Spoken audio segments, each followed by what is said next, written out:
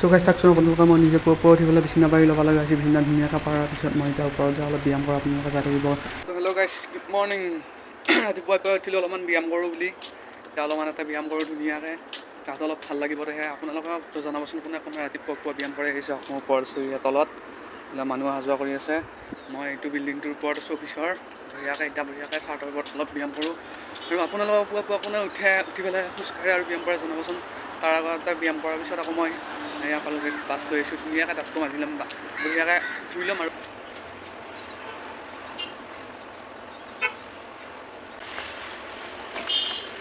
ধুনীয়াকৈ কলগেট কেইডাল চালোঁ ফেলিলোঁ আৰু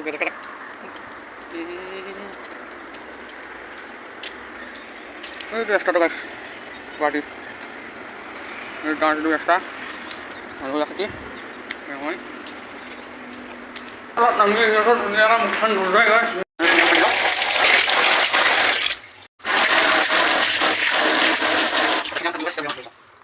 ব্লগটো যদি চাই ভাল লাগিছে আপোনালোকৰ এটা লাইক এটা কমেণ্ট এটা ছাবস্ক্ৰাইব কৰি দিব।